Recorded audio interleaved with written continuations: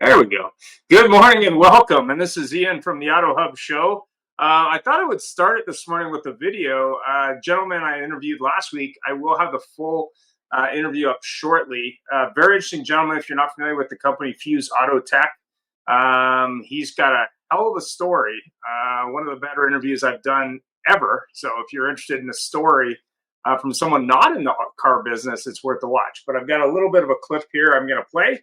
And then you can check it out on our YouTube channel or wherever you get your podcast, probably in a week or so when I have a chance to edit it. So here we go. And then service them and employees and commissions and all that, the accounting side of dealership. It was really interesting to me when I looked at the problem and fell in love with it, that no one took the whole part in between and consolidated. It's a mountain of broken processes, systems, logins, crazy complexity, hard to train, waste of time, double entries, really frustrating for the seller and for the buyer, and it just makes your life really hard. So it's not modern for sure. And so even if you think you're selling cars really well, the biggest thing and probably the only thing you can do to do better is kill time. Like, how can you really, instead of selling in 10 or 5 or 3 hours, cut that by 50% or more? The only way to do that is through digitization and streamlining, integrating all of these systems between the CRM and the DMS to one system, one screen, one login, built-in compliance, built-in guardrails. Employees and general managers shouldn't worry about compliance and all these things. And the CARS rule is coming. Whatever version of it is coming. And a lot of stores understand that and want compliance and need compliance because of state rules and all of these things. So you need built-in compliance. You need to be able to close deals remotely for the ones that don't or can't come to the dealership, or they are returning customers. Okay, you need that as well. And it needs to be easy and intuitive. That's what we do with our Fuse platform, which is basically from small to end. Small is the desking, and depending on what part of the deal you want to do, you can go all the way end to end. But you can start with a very humbly, it's the best desking tool out there. And basically, if you want our simplest desking, it's 48 hours until it's working. And if you want a little bit more than that, all the way to the credit application and products, etc., you can go 72 hours. And if you want dynamic products, it takes however time it takes. So that's a quick peek on the interview with Yaron Rosen, former Israeli fighter pilot, business gentleman, and really dynamic guy. If you're interested in someone who's not in the car business, his opinion on the car business, he's the CEO of Fuse Auto Tech. We've interviewed the Fuse team before, but this is a really interesting interview. I should have it up shortly. So let's get into it. So let me close that, open this. Here we go. And I'm sure we'll see Mr. Larry shortly. So here we go. And we have Mandy on today as well. So here we go. Present. That's the one. Share. Here we go. And we will have a new lead in once my video editing guy gets it done. I don't know when that's going to happen. Here we go.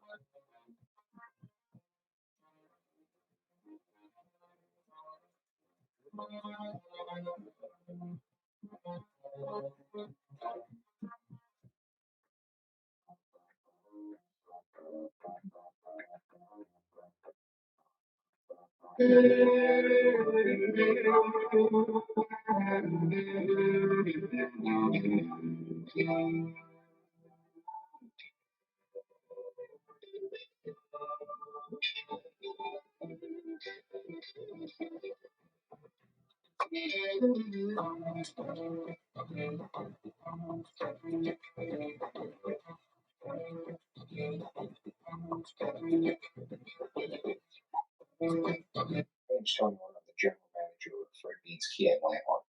Just wanted to take a minute to talk about Larry Feldman, Career Changers USA. Larry and I have been working together for about the last 12 years now, and anything I've ever needed as far as recruiting, training, Larry's been right there. Larry's got me salespeople, he's got me managers, he's got me technicians even through the toughest times in the industry, and he is just the kind of guy who's going to tell you exactly what's on his mind. He's going to tell you exactly what he thinks. But Larry also has the expertise to back it up. When he was in the dealership world, he was a top performer, and that's really important to my staff, especially as it pertains to training.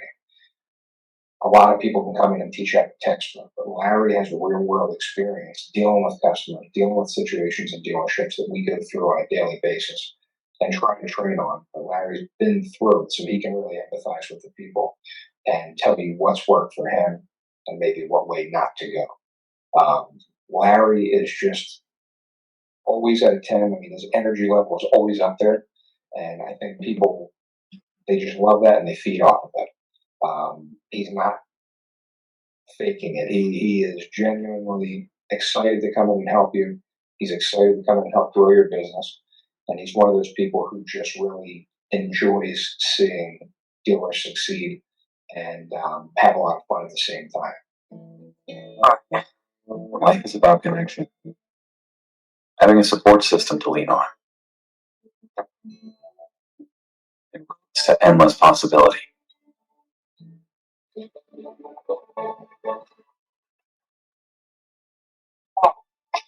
At every turn, guiding the way, we are building the connections that move you.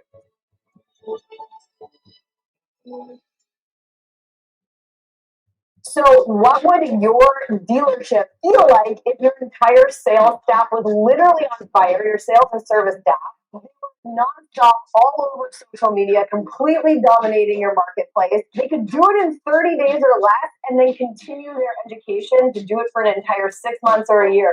You literally would completely take over the entire marketplace and no one would be able to compete with you. And that's what we can do for you. So when you're walking around your community, whether you're at local restaurants or you're going to the gym, you don't want to be bothered? Fine, you won't be bothered. But a lot of people will walk up to you and say, oh my God, I love your social media. Your staff is amazing. We love what you're doing in the community. We want to come buy a car from you. We want to get an oil change at your dealership. Your community is absolutely going to love you. And it doesn't matter what platform you're on. You could be on TikTok, LinkedIn, Facebook, Instagram, all social media platforms. You will literally be all over the place. And not only will you have ads running, but your own staff is going to be promoting your brand and promoting themselves within the dealership and within the business. So it's like running an ad times 100-fold because your entire staff is participating in the process. I've traveled all over North America.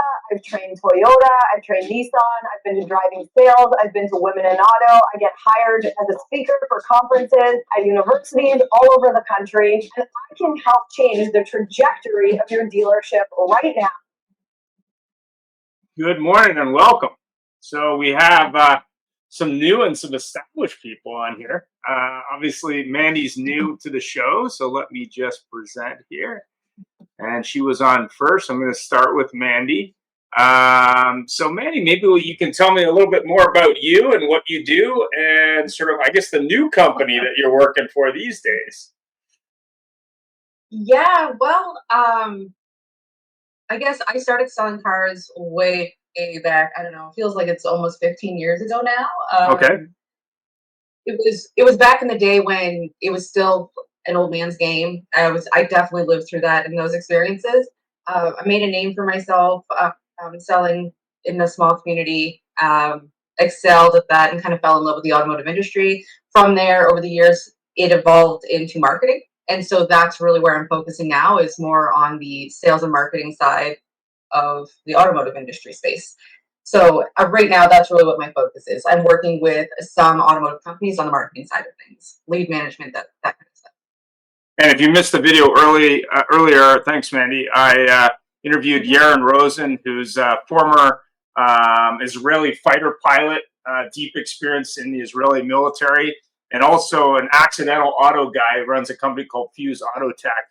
Really interesting gentleman talking about his story, and more importantly, technology and the auto space and the challenges that he saw. Sort of by accident jumping into the space, not knowing anything about it. So the first question is, what? Sorry? Yeah, I'm eager to watch that interview. Yeah, it's. I mean, 30 years of military experience, including time spent in the U.S. studying military strategy, and also cyber ops. For Israel, and I think helping on the U.S. side. Really interesting guy, like very much a strategy guy, but was also a fighter pilot for a number of years. So very, very interesting cat. And took on the auto industry with Fuse Auto Tech. So it's an interesting thought around that. But we also talked a little bit about the car process. But the thing that for today is really about the leads process, and I think the thing that's, I guess, always sort of, been interesting to me around leads is the chase. So it's, what technology should you use? What types of technology should you use? How long should it be? Why do people ignore you when you chase leads? Those kind of things. What's your opinion on how, we can just have better communication and stop chasing people that, in a lot of cases, have already given up? Like, they just don't want to talk to us. So what do you think there? I mean, it's a tough challenge, I think. Yeah, I think that we really suffer from that needing to have results now. And I think that people forget that it's really a balance, because sometimes people are in the market and they're ready and they want to move forward now. You're going to get those people. But then people forget how to naturally nurture the rest of those people who need a little bit more time. And so, in all honesty, I think it's that a lot of people stop following up. And all of the statistics say that it takes like a ridiculous amount of touch points before you're able to close somebody or get someone to kind of go to that next step. So I think it's really going back to the foundational part and starting off being authentic. If every engagement you have with your potential lead is authentic and you're delivering value, you're going to get so much farther, instead of just calling them up and just being like, oh, hey, it's just me again. Are you ready to buy? People get annoyed at that. But if you call them up and you have some value for them, be like, hey, you know what? I found this really great article about the vehicle you were considering. Would you mind if I sent that over to you real quick just for you to review? Have a look if you want, but I thought of you. So if you're cool, I'll send that over. Like, give value. Doesn't have to be anything really special or expensive, but it's just providing some reason for you to be reaching out to them instead of always asking. So I think give first, 100%. It's interesting you bring that up. I saw a webinar. It's a sales webinar and marketing webinar. I think it was about a week and a half ago now. And he talked about the fly swatter approach. And out here, it's like, buy now, whack. And that doesn't work. And the thing that he said is part of the challenge salespeople in general, not just auto salespeople have, is it's always about them, not about the customer. And I agree with that 100%, which is, he gets most of his business through inbound, but more importantly, it's a multi-stage approach. And I think that's the misnomer. And from one, I guess, older car gentleman to another, we have Larry Feldman on, who's been in the car business probably as long as me, if not longer. What do you think, Larry? I mean, tell us more about, what you do, but also, the lead chase. That's, I guess, the big question today with ghosting and technology and generational and that kind of stuff. What do you think? Well, I was, you asked to say what I do. I own a training and recruiting company for the last 12 years, Career Changers USA. Prior to that, I was a salesman, and I was lucky enough, however you want to say it, to wind up being a part of the dealership. And here's my feeling on leads. If you're not prospecting, if you're not generating building your own network. And then this is way before we have the advantages that people have today with social media. I think you're making a drastic mistake, because I don't care how good the lead is, it's still not as good as somebody you went to your house of worship with, or to school with, or you were in the armed forces with, you played ball with, or you're related to. There are certain states in the United States, Ian, that do not allow you to write a referral check. You can't do it in Virginia and Ohio. Crazy, but you can't. But my dealership was in New Jersey, and we drew heavily from Pennsylvania, New York, Delaware. And I never met anybody that didn't want $100 for sending in somebody. I saw rich people drive their Bentleys across town to save 3 cents on a gallon of gas. I guess in your case, it'd be leader. We'll make it in. But the point is, of course you want to have great leads, and you want to have a BDC that's lightning fast. But it still comes down to building your own network, letting everybody know, here's who I am, here's what I do, here's where I do it. There's an incentive for you to bring people in. And again, when you combine that with the social media availabilities now, X, Instagram, I'm not a TikTok fan, TikTok, all of these, it just astonishes me that people are still sitting around staring out the window looking bored. It just makes no sense. So I'm very much a DIY guy. Interesting. So yeah, it's not just about the leads and chasing the leads; it's about the type of lead. And I'm in agreement there. I mean, when I sold cars for 10 years, a lot of the business I got was from the people I sold cars to, or people that I knew. And I think there was a trainer, I'm not sure who it was. It's like, yeah, I left the world and I got in the car business and I became invisible. Like nobody knew what I did. It was kind of like I was a top secret agent or something, versus telling people what I did. And it's funny. My brother, I tried to help my brother buy a car recently. And he called me yesterday and he ended up buying something completely different from what he was initially looking at, shockingly. But the dealer that I said, 4 out of 5, Ian. oh, yeah. 4 out of 5. I know you were being facetious, but 4 out of 5 still buy something different than what they came in for, which is yet another reason that we need to listen, we need to smile, we need to look like we actually care about them, as opposed to the fly swatter approach. Because pressuring people that don't want to be pressured just makes them feel more pressure. That was kind of pressure squared, man. Oh yeah, I mean, the thing that was interesting was he bought a pickup truck versus an SUV, but he bought it from a different brand. Why? Probably because the first brand didn't chase him. I mean, or maybe didn't chase him effectively. And that's really what it comes down to. And the next question is, it's hard to catch leads, in my opinion, not because it's difficult, but because we really don't focus on talking to that customer like it's a customer, not just sort of another person looking for whatever, Toyota Corolla to pick a random car. I mean, they're not customers anyway. They're not customers. They're annuities, because they don't buy a car and like come to Unibomb. They drive it. People see it. They have friends. They have relatives. Every customer is a tremendous source of reference and referral if your brain is working. But I'm sure Mandy will agree with me, because it's clear her brain is working. That there's a whole lot of people in the world whose brain either doesn't exist or is not connected. You agree, Mandy? Yes, and you guys really touched on something. Like I just came from that space where we were managing a lot of leads for different dealerships, and that is the issue.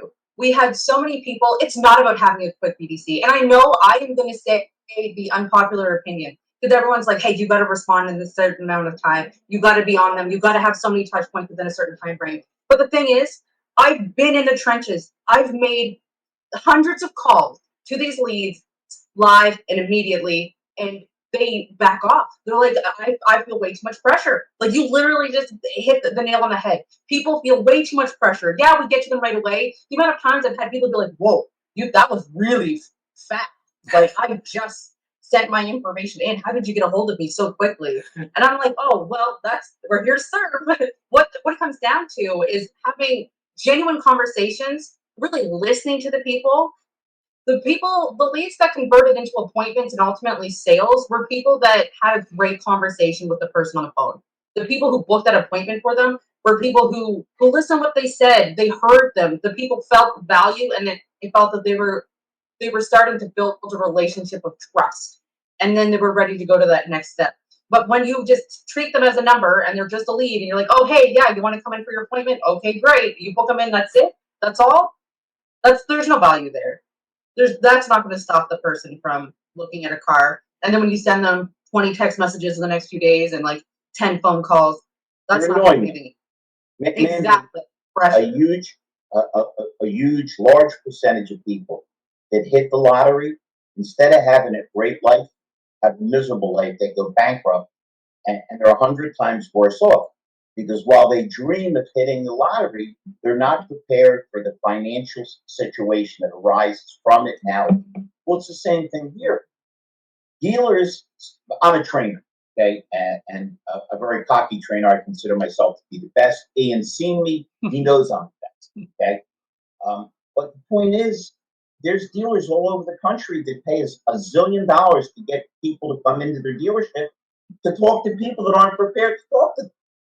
So if you're not prepared on the call, in person, on the to listen, to respond, they used to say with receptionists and people that dealt with over the phone situations, put a mirror in front of your face because you got to make sure you're smiling so that people can hear you smile over the phone. We're not only are we bad at smiling anymore, we're terrible at listening. It's almost like, what time is it, Mandy? Oh, it's yellow. That's the kind of answers you get. So if we're not prepared and we're not understanding how valuable each one of these people are, how much business they can bring us, it's the same concept Ian and I talk all the time about how screwed up dealers are in terms of relating and understanding fixed operations, that they don't have a mandatory service where here's our service department. Because if we keep them in and retain them, everybody will do well. But it's just being short-sighted, and we're in a world that's got a shorter attention span. It's more of okay, I've been here 2 days. When am I becoming vice president?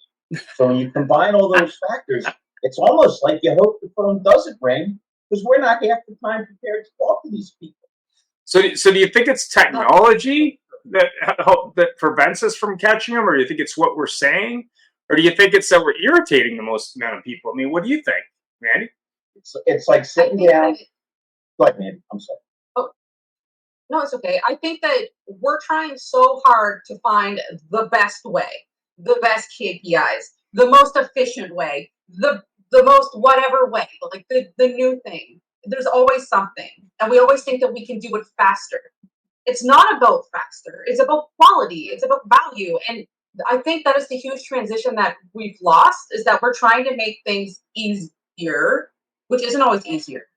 Like, there are those people who are going to want to buy everything sight unseen via text message or an email. They're not necessarily going to want to come to the dealership and test drive.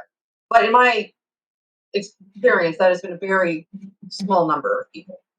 And we can't, I think that we need to function as those people are the exception and not the rule. So overall, if we can give people genuine conversation and actually know what we're talking about when we answer the phone, like you're saying, Larry, that is so accurate. The amount of times that I have dealt with salespeople that just have no idea what they're saying or what they're doing. Even writing emails, it's so painful seeing people who don't know how to correspond, and it's because they don't want to put the energy and the effort into it. They're lazy when it comes to answering these inquiries for people or just trying to keep the conversation going. No one seems to be genuinely interested in the client. I've actually had some people on my team who are working for a dealership, and part of their role was to do multiple touch points over various points in the week. And the issue I was finding when I was auditing their work is that they were basing their follow-ups around their own schedule. It never occurred to them that they should base their follow-ups on the clients in which they are trying to communicate with. So they weren't trying to make it easy for them. They weren't trying to give them value. They weren't trying to genuinely connect with these people and help them buy a car. I have personally bought, my last 2 vehicles have been brand new, and I had to pull teeth to get people to sell me these cars. And I don't know if it's because I'm from the industry, but it's so hard to get someone. I had to go to a different dealership for my last car because I called them up and said, hey, I'm looking for this specific vehicle. Like, can you help me out? And they're like, no, we don't have any. And then I literally drove by their lot and they had some. Like, come on. Well, we had a comment from Steven from LinkedIn. Are we selling cars or also earning recurring customers? There's always been an ultra focus to acquire customers, to throw the kitchen sink at it, to sell them a car, but totally abandon any organic and meaningful relationship thereafter. Are we earning long-term customers at each touch point, starting before the vehicle sale, where the customer is totally connected to dealer's mission? Once we master the total ownership lifecycle approach, where's that at? So, I mean, I agree with that. When you look at irritating the customer initially in the process, not knowing what you have, not knowing how to sell it, but more importantly, not listening to the customer, not only are you losing them for that initial sale or potential sale, over communicating to make up for that. I mean, I not to beat anyone up in the industry, but I hear people like, okay, I got to text, that email, and I got to do this, and then do this again, and do that every day for the first week. Versus, okay, well, what's the response from that? And then maybe tailor that to the customer. Because even if a customer reaches out today saying they're looking at a car, doesn't mean they need it right now. So if we actually make it more personalized, I think we irritate less people. I mean, I don't know what the current rate of sale is, but when I managed the internet department, we were doing very well at 15%. So looking back, I got to say, okay, what were we doing with that other, almost 90%, 85% of people that just didn't like us? And not to beat up the OEMs, but it's like, oh, response time. And it's important, but what are you saying? Can I jump in on something Mandy said? Yeah. Mandy, you said everybody's looking for the new thing and what works. And I hate to sound like one of those old guys we're talking about when you first came in that we're working against. You know what works? The stuff that's worked always. Oh, I'm with you. Being friendly. Listen. I outsold everybody. Ian seen me hold people's attention for 3 hours. I'm crazy. I care about the people I deal with. It's all positive vibes. Skip all the bull. But guess what? This is every dealership in America. If you go to any dealership and see who the top sales man or woman is, it's the friendliest person. It's the person that when they tip the waitress a little extra and give her business cards, it's the person that's always out there. And the guy that's shy and antisocial gets a shy and antisocial response. None of this is complicated. If you came on today, you just met, you already know Ian, everybody loves you. And you're already like, now, if I came on and said to you with a real autocratic tone, well, that's just your opinion. It was this jerk. But as soon as you saw I was friendly and smiling, you're like, you know what? I like this guy. None of this is complicated.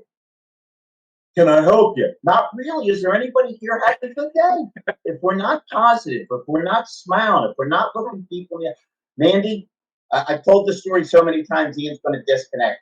I send people out to mystery shop to say they're looking for a car for their sister who just had a baby. If they're in their 50s, I say it's your daughter. All over the country and in the fine country of Canada, instead of saying, congratulations, boy or girl, is it her first time being an aunt? It's always the same thing. Why the hell isn't she here? What's her credit like? Tell her to look online. So if we're not open to a conversation, if we're not looking to be friendly, if we're not looking to have fun, you can't win. And tell her if I'm fit. Every time Ian brings me in to be the disruptor, not the bad way in the good way. He knows I'm crazy. He knows I'm going to take counterpoints, but never antagonize anybody. And generally, I torture everybody, Andy. And every time I do, somebody calls Ian and says, I like that guy. He's nuts. How can I reach him? Am I lying? No. And yet we all see people, we watch their videos, and in 5 seconds, we want to turn it off or stab them because they come across as annoying. Okay? Yeah. All over this country, Mandy. Listen, I made my fortune in a bad neighborhood. Bad in the sense that everybody had bad friends. It was just a depressed area. I never in my life said to somebody, got any credit? Well, that's how you start a conversation. That's like going to a restaurant and they hand you a menu, a fancy restaurant. You go, garçon, waiter, there's a mistake. What is it? Well, there's just prices here, but no food. That's right. Tell me what you can afford. I'll tell you how much steak or lobster I can bring. We do it every day. Got any credit? Got any money? It's just stupid, you know? Well, it's funny you bring that up, Larry. I was at a dealership. They actually had a show around this dealership in Las Vegas. And when I was in the car business, I was curious. I was in Vegas. I was curious. So I went to the dealership. And their process was exactly the opposite of the process I was familiar with. They had a bunch of tables that were concrete, probably bolted to the floor. No, I think they had one car in the showroom. And the step was, as soon as people came in, they said, "How bad is it?" Like, how bad is your credit? That was their first step in the process. And then it was like, okay, let me show you the car you can afford, and then let's load it up with as much as we could. And the funny thing about it was, maybe it was a Vegas thing, but even the Toyota store I went over to down the way, it was the same process. The Honda store, same thing. So it was kind of interesting that they were assuming the worst, but also how they treated the people. It was really crazy. I'm all for assuming the worst because half the people have bad credit. Yeah. But just because you assume the worst, your mindset should be, this is great. And let me ask you a question here. Mandy, I'm not the least bit politically correct. Let's be frank and straightforward. Do you have a better shot at making money than somebody that's got a 570 credit score or a Jewish accountant that has $3 million in the bank? He knows the numbers better than you do. So we actually look down and look askew at people that are easier to make a deal with, and they're then going to tell 30 of their friends, "You got credit? How'd you get credit? Your credit's worse than mine. Go see Larry." None of this is complicated. Well, yeah, we had Kim McPherson on the show a couple of times, and Larry spoke with her when we were in Toronto for Used Car Week a couple of years ago. And the thing that was in therapy now after that. Yeah, the thing that was crazy was it was the first time they'd ever done a non-prime panel in Toronto at Used Car Week. And she said, 50% of your customers have bad credit. And the dealers in the room were like, "What? What are you talking about?" Yeah. And they had no idea. They were just like, "What are you talking about?" And it was like, she's been doing this for years. So it was kind of interesting. It was kind of interesting. You're too young to remember this, but Ian and I do. There was a time, you're going to laugh at it, when dealers would wholesale all their trades because it was a pain in the neck to keep an eye on the used car lot. Okay? The stupidity we've always seen in the business, the reluctance to grab what's right in front of us and use it and build on it. Go into forget about the Machiavellian, touch points. Why shouldn't you be able to walk into any dealership and at least some point during the day see some walkarounds, see some role playing? Because I don't care the Olympics are coming to Paris, okay? These people are the best athletes in the world because if they're off by a 16th of a 100th of a second, they don't get a medal. They train every day for 4 years. We train every 3 months. And then when they come in, they pay a trainer like me, and 2 days later, evaporated into the air because the managers weren't smart enough to do it. 100%. Quick question. Yeah. So to go back to the fact, and I just want to tie this kind of full circle to the conversation. So we were talking about the chase and all the touch points and the things that people are feeling annoyed and overwhelmed with pressure. And so we're going to talk back about those days where the dealerships used to wholesale their trade-ins. So if we go back to that time, what was different about the outreach and the touch points that were so successful that we're not doing today? Where is that medium ground, or where is that ideal place, or is there one? Well, let me give you. We're not messing them too much. Well, let me give you 25. Let me give you 25 years back because that's when I started in the car business. Okay. Yeah, this was a long time ago, and computers did exist, even though people probably don't think they did. So 25 years ago, the dealership I worked at was an old school dealership. They had computers for 2 departments. So they had computers for the finance department, probably service, which was in a different building, and the manager had a computer. And those are the only people who had it. I think the lease manager might have had it. Everybody else was doing things on paper.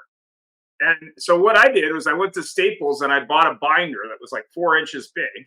I had a computer at home. So I printed out a piece of paper that I created that I did for each person. So the CRM was essentially a binder full of paper. I saw customers every day. So the ones I didn't sell car to, I filled out their information and then I would follow them up. So I think that the difference isn't technology. It isn't messaging. It isn't speed. It's about what are you doing with those people? What skills do you have from practice, whether it's a CRM or an automated piece or websites or social media. All these things are just what I like to call tools on a tool belt, like Batman. You have these different tools. Like I had a flip cam years ago, which allowed me to send videos before these smartphone things existed. So I could send the video via email, for example. But it's not about the tools, and that was one of the questions here with technology. It's not about the tools. It's about, are you thinking that process through? Like what are you doing to communicate with those customers, whether it's their names on a cue card or a business card or a piece of paper or a CRM? All those tools are great, but what are you actually doing to have a meaningful process that's wrapped around that customer? I mean, I'm sure you remember, Larry, when there wasn't computers on desks. What do you think has happened? Do you think we've just become dumber? Like, what do you think? Not only dumber, but we've become reliant on technology to the point that our brains have been removed. Mandy, when I got into business, you hand wrote your buyer's list. That's when I changed from handwriting to printing. When I go to a dealership, I just was in one last week. I interviewed about 40 people. I invited 20 to class, and I printed each of their names next to it their phone number and next to it their email. And I asked them twice, so there's no mistakes. I don't believe in mistakes. I think if you're careful, you eliminate most. You're not perfect, but most. Okay. But even then, I had people that would screw it up because they'd look at the front of the license and not the back where there was a change. I remember in the old days when they started to print out the inventory list. It was the worst thing that ever happened, because instead of a salesman saying, "Man, I think I have the perfect car for you, Mandy," they'd pull their list out of their back pocket, sit there and go, "How about this one?" "How about what, you moron? It's a piece of paper. I'm not at stake with buying a piece of paper. I want to buy a car." So it's just different levels. I work my whole business off my phone. Ian's been in a room with me where I've taken 100 calls and emails in an hour, right? I'm not exaggerating, Ian. So it's not like I'm a dinosaur, but I'm a dinosaur because I like to write stuff down. Mandy, when you get older, your memory starts to fade. Forget about Joe Biden. That's a whole different animal. Okay. I used to have a memory. It was frightening. I could remember it. They'd call me from the dealer and say, "Who was the plumber 2 years ago?" I'd give them their name and phone. I don't have quite that same level of recall. But even when I did, I wrote everything down. These idiots today forget to come to an interview. Why? "Oh, was that today?" Well, maybe if you hadn't typed it in your phone, because I get 1,000 emails a day, and I'm not exaggerating. I get a ton of spam. The only way I know is I make up my things to do sheet. And salespeople should make them up the night before so they know who they're going to call and what they're going to try to do. Most of these people come to an interview and don't even have a pen on. So we've taken a society that understands the concept of writing things down. We've thrown it out the window. And again, maybe I'm past my time. I don't think so, because I'm more effective than most people at doing what I do. And it's because I go back to the old school stuff. Man, if you hung with me for an hour, you'd laugh. People call me up. First of all, I answer my phone, which nobody on the planet does. So what's my reward for answering the phone? "Hey, I'm calling about the job you have on Indeed." "Excellent. I'm Larry. Which dealership and which job?" "Oh yeah, you're a genius. You should be calling Mensa and getting guest speaking stuff." This is all I deal with all day long. We've got a country and a world full of morons. People that don't know how to think, don't know how to put their ideas down. You don't believe me. So you know, Mandy, I'm an reconstituted conservative. Like everybody else when I was younger, I was liberal. I'm all conservative all the time because I believe that the current administration, hopefully the former administration in November, destroyed my country, destroyed it.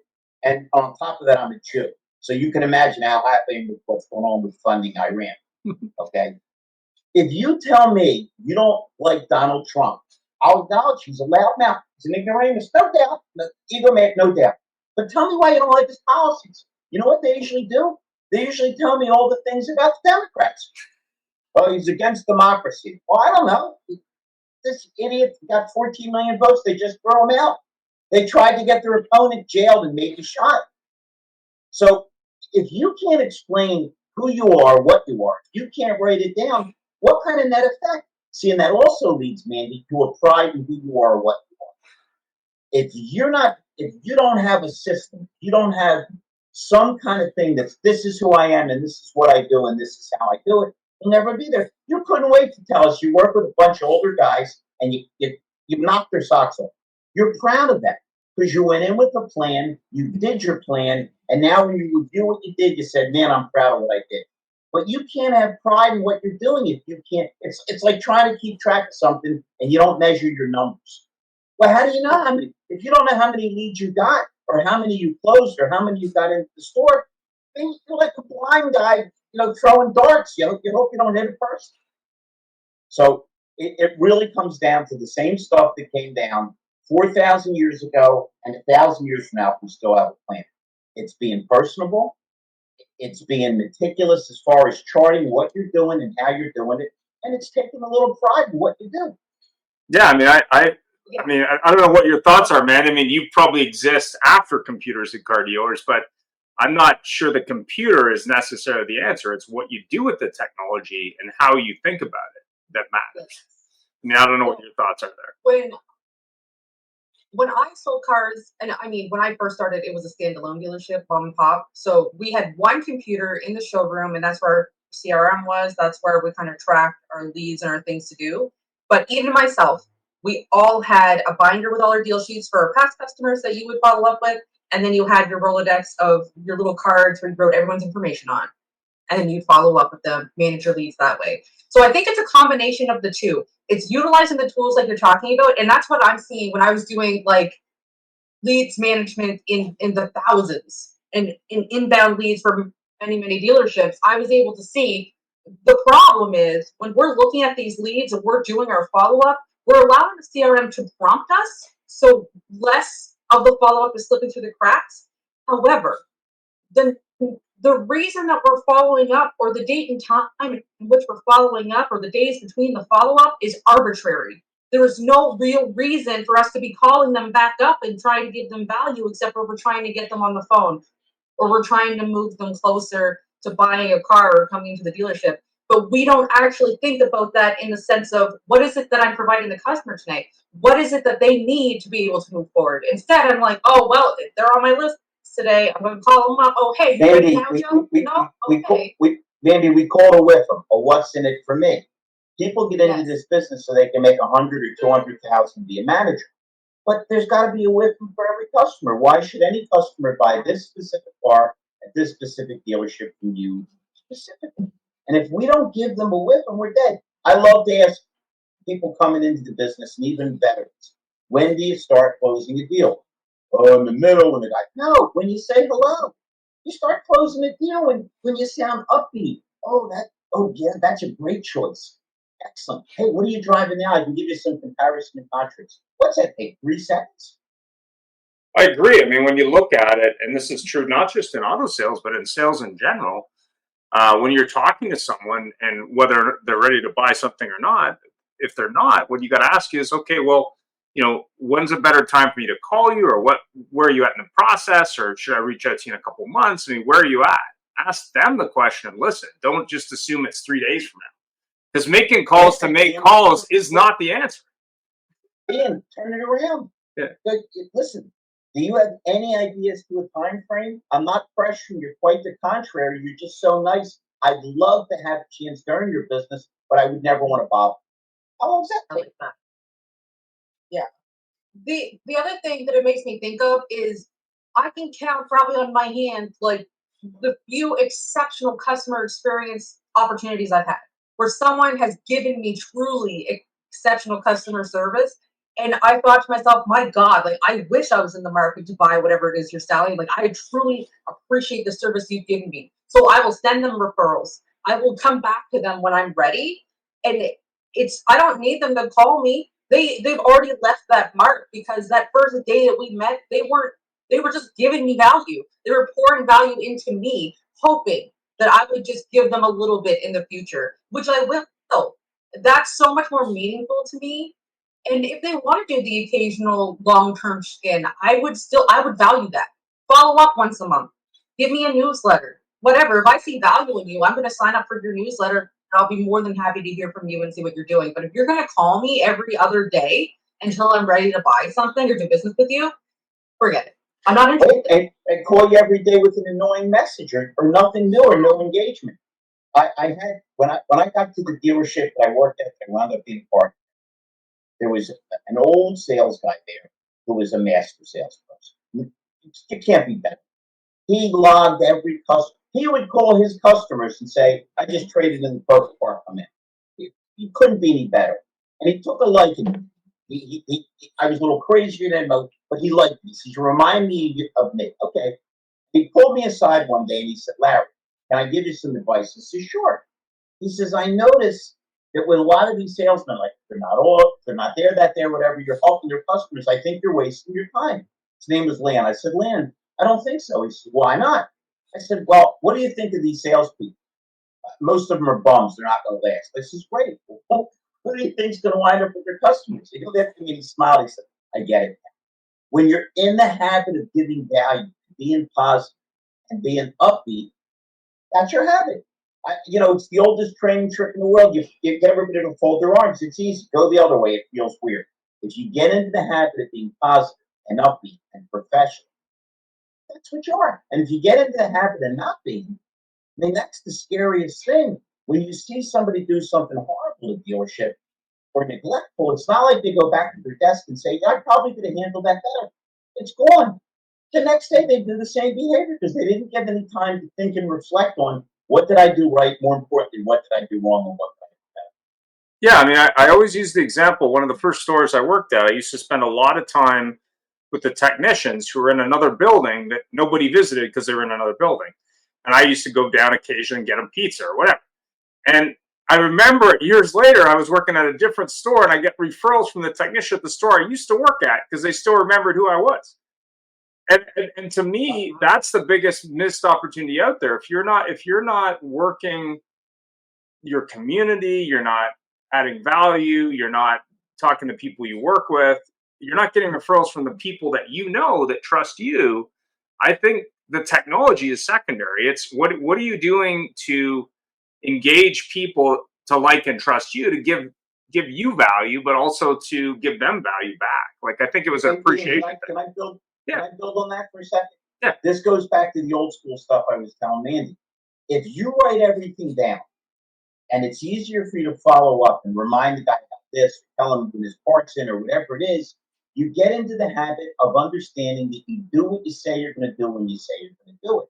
A horrible way that people behave today is because they don't write things down, because they don't know what, why, when, and where, they don't do what they're supposed to, or they don't call you when they're supposed to. And instead of building trust, they make it clear, "I'm an idiot. You can't count on me."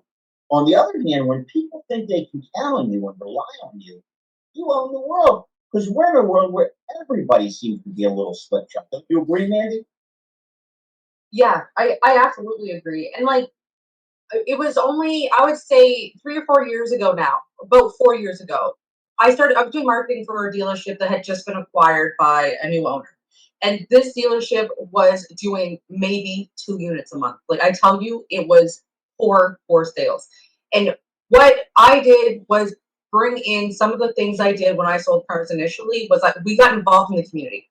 It was during like the lockdown times and people were not doing the events they used to do. So what we did is we picked up and found alternative ways to present those solutions. So we created outdoor events that embrace the community and just we reached out to them and we tried to celebrate the community. And within that year, we were able to increase their sales by 67%.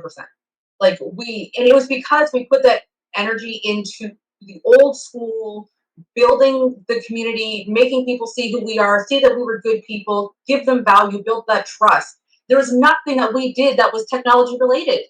It was nothing that we did that was just, oh, well, let's go build this new software and do whatever. Like, it wasn't that. It was actual being real people to people, having that sense of community and showing them that we could bring value to the community and we weren't just there to sell them a car. We weren't just there for that. We were there to truly be a part of it and give them value on every level of their life. If you Like, don't, those things are what make. Mandy, if you don't think people hate technology, talk to the dealers that had CDK. Talk to the people that got stuck in an airport because of CrowdStrike. But remember the last time you really had to talk to somebody about something. account was for something, and after 19 prompts, they hung up. Just tell me, listen, I'll probably get in trouble for this, but I love being in trouble, so it's okay. I have a dealer that I'm sending leads to for techs. He's already hired 2 techs. So I'm very happy with them. I'm not complaining. And they've got 2 stores. And the guy sent me. Now I've never. Don't laugh at me. I've never talked to the owner or either one of the GMs because they don't talk by phone. They just email, which I think is beyond ridiculous. So I get an email, of course, no call. Can you help me with one of these stores because my guy can't get through to the candidates? Well, you know, I think the crew doesn't know how to communicate. Okay.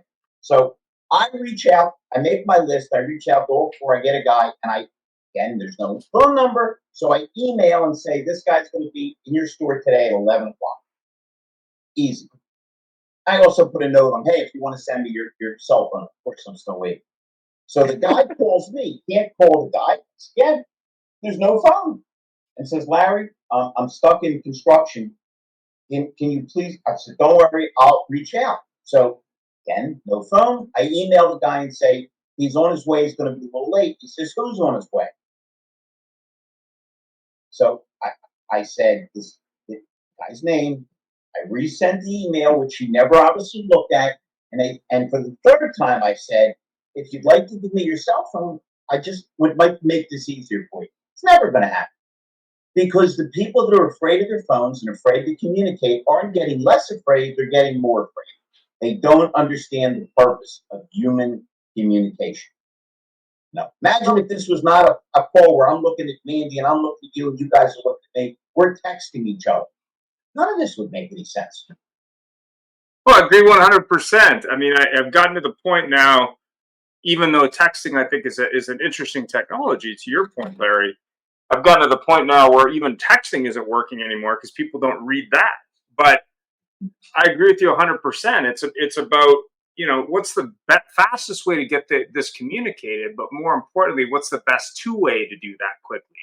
And I don't think technology on its head is bad. It's a question of how does that work for that individual, but more importantly, is it the fastest way to get it done correctly? And I think the phone, even though video calls is one of the sponsor show and company I work with, I think video calls are also great, as is Zoom and others. But when you look at it, when you have someone who needs something done, but they're not responsive, that's a little bit of a problem, right? And the communication, telling me my preferred communication is phone, or my preferred communication is email or text, and I don't respond to that makes it really hard to get it done. And I think that's part of the challenge with technology. When you look at converting more leads into customers, you also got to look at the demographic of that lead and the communication method, right? Like, what is that person? How does that person want to communicate that makes sense for them? What do you think, man? I think that's such a great question, and that's the part that's hard is how do you engage that person who's non-responsive? Like, they clearly raise their hand especially if they're inbound. It's different if they're outbound, obviously, a completely different approach. But if they're inbound, they've raised their hand and said, hey, I'm interested in a unit on your lot, or I'm interested in doing business with you. And they are then non-responsive. Like, I don't even know. Like, I feel like you just need to go with your gut and see the information and just kind of do your due diligence to reach out. I usually do like a handful of attempts. I think like 3 outreach attempts. I like to mix it up. I know they have a preference, but if I can give a call, I'm going to give a call. If I have to email, then I'll email. But it really just depends on the situation. I'm really interested, Larry, to hear how you train your guys on that. Like, whenever I say guys, but salespeople or whoever you're training. Yeah, your people. Like, how would you coach them on dealing with people who are non-responsive? Sure. Well, here's the deal. I'm always big on the phone because they can hear the inflection of your voice, and a text joke may make you look like a misogynist or a racist or completely, meet the emphasis. Remember we were in kindergarten and they said if you don't put the comma in and said we had grandma for lunch, it looks like you ate grandma. Okay, it just leads to more and more miscommunication. I say at that point, if you text, make the text clean and clear. Hey, it's Larry. I still have the information you need. Please let me know if and how you'd like me to follow up. That's all. None of this is complicated, and none of it's going to work all the time. You know, the analogy for if you want to correlate a sport to our business, it's not football, it's not hockey. As per Ian, we like to get a Canadian touch in. It's not basketball, it's baseball. You want to hit 350, you want to sell 3.5 out of the 10 people, and you'll get rich. Okay, that means not everything's going to work, but for sure, if you swing at a pitch over your head or in the dirt, you're not going to get many hits. So if we do things properly, another thing by not writing things down is how bad we become as spellers, how often we get people's names wrong, how we're just not conscious of what's going on. So just simple. I've already given you how I train. Because in 2 seconds, you thought to yourself, well, this guy's crazy. I like 2 seconds. That's all it took. So I didn't do anything special. I am crazy, and I do like people, and it was nice to meet. So that's what I expressed. Hey, Mandy, it's great to meet you. Let's have some fun. That was your impression. Again, if I lectured you, if I sounded like a know-it-all, if I sounded stiff, if there was no sense of humor, you'd be like, oh, this is going to be a long show. Okay? So it's not complicated. Listen, I told you, I like to tell really good jokes. Once I know you better, I'll tell you the real dirty ones. But Ian will tell you I can make any. I'm good at it. I told a guy a joke once, and he kind of laughed, and he hit me with, oh, it's an old joke. Listen, Al, they're all old jokes. We were telling the same jokes 1,000 years before Christ was born. It's about the mother-in-law. It was about sex. It's the same thing. If you get up in the morning, Thoreau, great philosopher from last century, said most men, and by proxy most women, lead lives of quiet desperation. Most people drive to work like this, man. I got to go to work. I hate my job. They're miserable all day. They go home, rinse and repeat, and go back to being miserable. But if you get up in the morning and say, can't wait to get on, can't wait to meet people, I couldn't wait to get on to Ian's show because I always have fun with Ian. He's my brother. Okay, now I got a new friend in me, and I've already made an indelible impression on you because I had that rare gift of being a crazed maniac, and people go, I like him. It's kind of like the Tasmanian devil in Parsons. So if that's your concept, think how far ahead of the game you are. Because most of the people that you've shaken your head over are miserable. Can I help you? Oh, we don't have that color. That's a great color. Let me see if I can find it. We do have some other ones that might really dazzle you. Are you open? Because I love to give people choices. Who's ever going to get mad if you say I love to give people choices? Yeah. I think that, to your point, like, it is literally so easy to be good in car sales. And I think that people, they either overthink it or they're just really lazy. Like, they think that it's a lot of work. And that's why, and I recently had to answer No. Hold on. What's a lot of work is being broke. Okay. Yeah. What's a lot of work is going home with no money in your pocket and feel like you just wasted 8 to 12 hours. Okay. The coolest thing on earth, and every human being you've met, even the lazy morons have had this happen. They look at their iPhone or their watch and go, wow, it's time to go home. The day flew by. Why wouldn't you want to strive for that every day?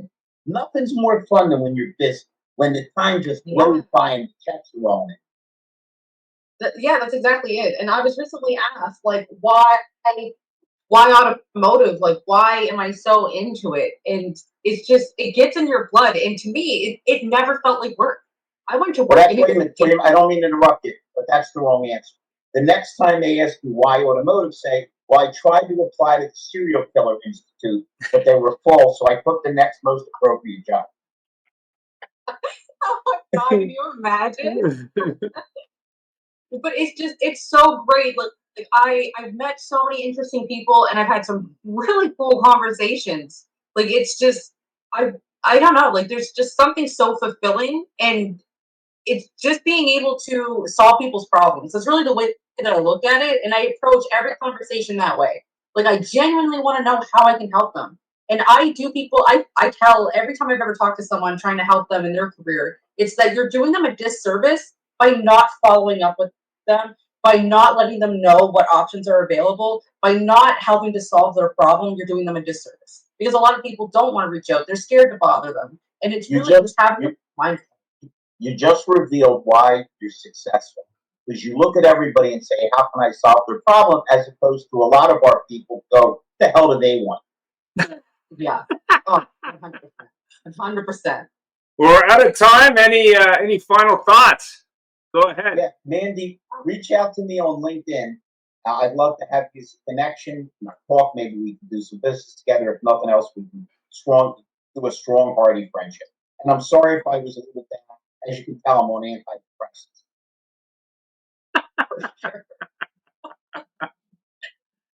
And thanks, No, Mandy. I really love the topic, for sure. Fantastic. Thanks for coming on, and have yourself a great week. If I can help, just reach out. Here we go.